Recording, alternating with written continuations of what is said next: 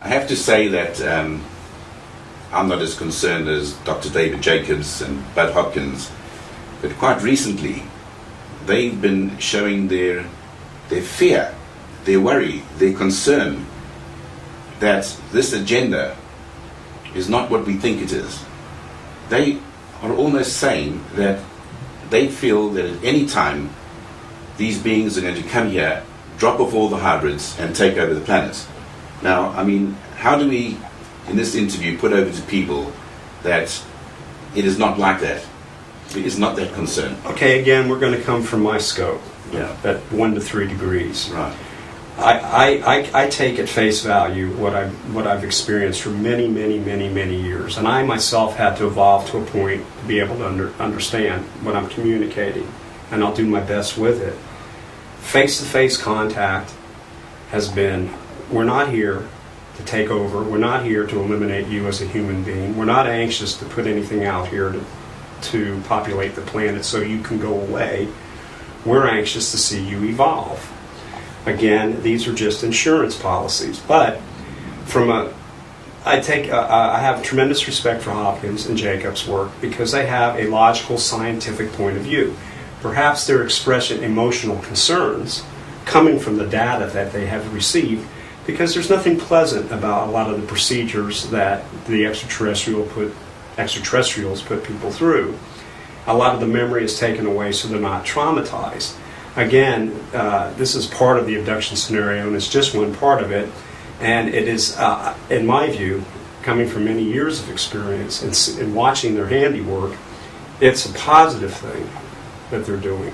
But when you look at it scientifically, some of these things are scary. And people are scared, and they're traumatized, and they come back and say, oh, this is awful, that's awful. And then they interview another person, and they're saying, this is awful, and that's awful. So they're concluding things that I don't agree with. Well, because, I mean, people are focusing and highlighting the anal probing and the semen extraction. It's all part of the process, but it becomes sensational because it's not something that's generally discussed, not something that generally happens in this world. So when people focus on those procedures, I think it makes the whole abduction scenario quite frightening. It perpetuates fear. Well, it's not about that. No, it's. I mean, some of these things are scary. And going backing up a little bit, if you had absolutely no experience in the medical field, and you were in, you saw a trauma situation, and medical practitioners come in there and doing their handiwork, well, you would see blood and guts and emergency procedures right. that would, if you've never seen it before, all you would say is, "This, I got abducted." And I was in total fear. It's the worst thing I ever saw. These are monsters. I don't know what they're doing. Right. And then you go away from the scene without having any other feedback to evolve it. And I think it's more or less like that, only on a larger scope. I'm not naive here because I'm taking things in for many years, and I feel pretty certain from experience that's what they want to see, and that's what I believe too. Also, the keepers, they refer to themselves as the keepers, right. collect and preserve every form of life that there is on this planet. From every seedling, trees, all biological material, ova, eggs, so they're preservers of these things also. Again, the push is for them so we can evolve and join. Okay, Jim, can you tell us whether you know if it's the Greys, if the Greys are working for the reptilians, if there's a pecking order here, would you know? Well, I can only, again, talk about for myself. Better than 90% of my interactions, abductions, whatever you wish, in many years have involved Greys, what are commonly referred to as Greys. And in the last 6-7 years, I've had some experience with what are commonly referred to as reptilians. I can't say, because I was passed along that way, that there's a pecking order, because the Greys were the one that worked with me to bring me to a point where I can interact with these beings, and now I'm here with the bosses, so to speak. So I can't really find a pecking order there, but I can tell you there's some stark differences. The Greys express little to no emotions. The Greys do not like to answer questions.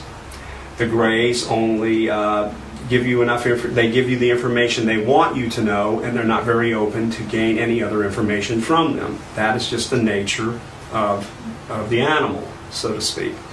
And that is something I just know to be so, from having so many, many years of interactions and many, many abductions. On the other side of the coin, interactions with the reptilians, that's quite a different story. They express emotion. They are okay with you asking them questions and them responding to a question. They have feelings. They are more prone to give you a futuristic view of what they see is going on, what has happened, a historical view, and also to advise on where we should go, nudge and push them where the human species should go so we can join them.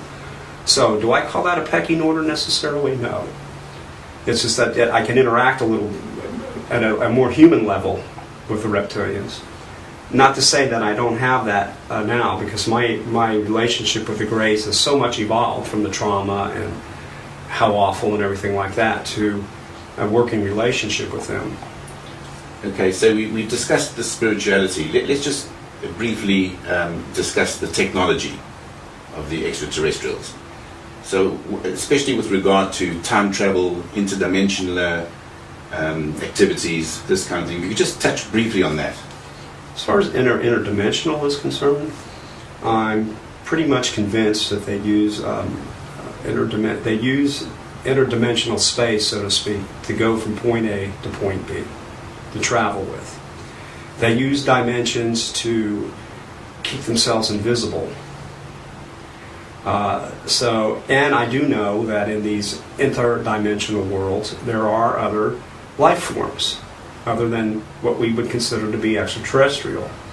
And at times in my experience, going from point A to point B, I felt that dimensions were used to go from the house to the craft and things of that nature for shorter trips. And I can't really tell you what these life forms are. They just look funny. Some of them look small. But there are dimensions, there are entities that take up these spaces, and yes, they use this as a tool.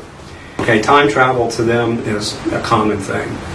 And I've said this before, almost it's a technology as simple to them as having a remote control and turning on television and turning the TV on, TV off. It's an everyday thing with them. So yes, they can put themselves in different places in time. And also the technology you were talking about, that we have our, if you like, parts of our brain are atrophied.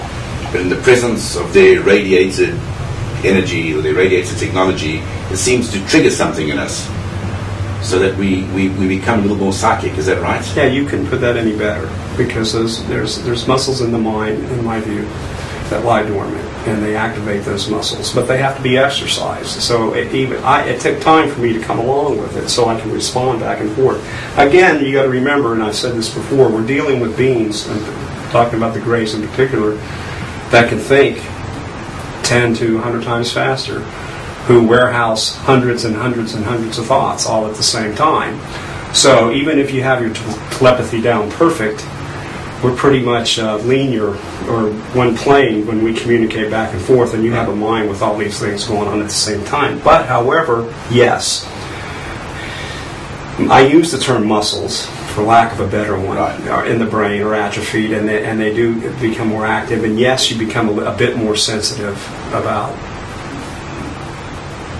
perception. Your perception is heightened. Yes. And so one might say you're not necessarily a psychic, but your abilities are definitely better. And you're able to interact with their technology. For example, your symbols in 3D, because the radiation is there. You can react and see it. The technology is thought activated. Yes. It's wondrous. It's wonderful. I wish I could get full use of it, but I've had some. Right. But it is no doubt thought activated. A bit of a tough question here. You obviously were at one point sitting on your couch, and the next minute you sort of teleported into some military base, where you ended up on a gurney, and at times you were both on the gurney and the couch, just sort of transposing between one and the other. Right. And you saw the military people around, and out of respect, you didn't really name them or look at their name tags, and even to this day you respect them as humans doing the jobs. Right. The big question, do you think there's a chance that these military people may have been hybrids, or do you think you lean more towards the notion that it must have been covert groups? Well, anything is possible here, okay? However, their mannerism was wholly human.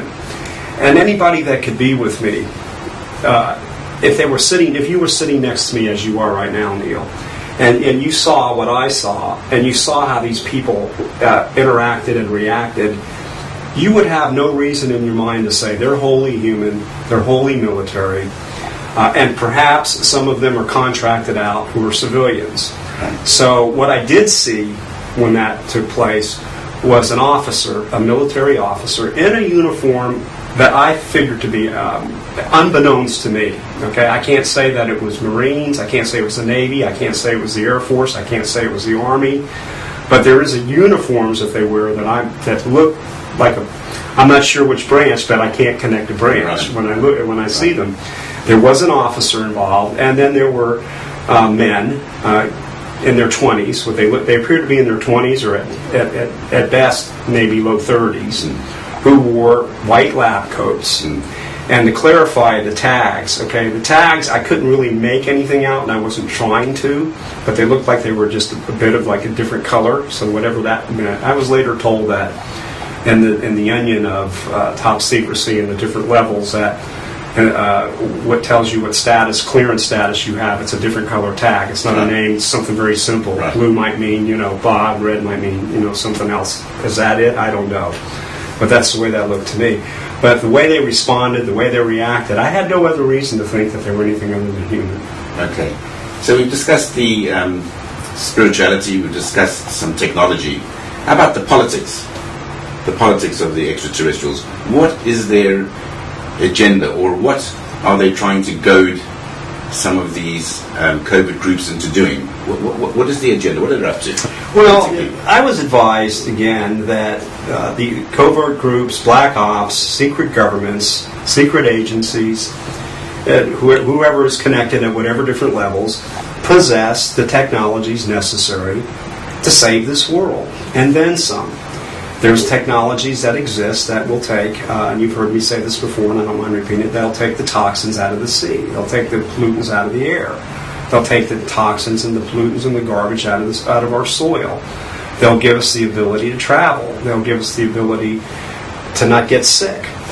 And I'm convinced that the species and beings that I deal with possess the knowledge of stop dying. And they no longer die. They've conquered death. I can't say that they can't get killed, but they have conquered death. And it doesn't take a rocket scientist to realize that if you can maintain your current alertness, your brain power, and utmost fittest condition physically, and feel good about your life every day without any diseases bothering you, and have that zeal as you would have in your prime, right, and your mental faculties sharpened at their best, and be able to take in data every day, every year, year after year, century after century, millennium after millennium. It doesn't take a rocket scientist to realize what would happen to you as far as your perception of the world and where you should go. So they want us to join, politically speaking, the galactic neighborhood. From what I can tell, again, in that frame, people are doing their own business. Species and beings are going about their own business. There's interaction, but if it comes to a crossroad, one respects the other, and they go on. They're not warring, they're not fighting, they're not killing, they're not competing in that nature. I see. Okay.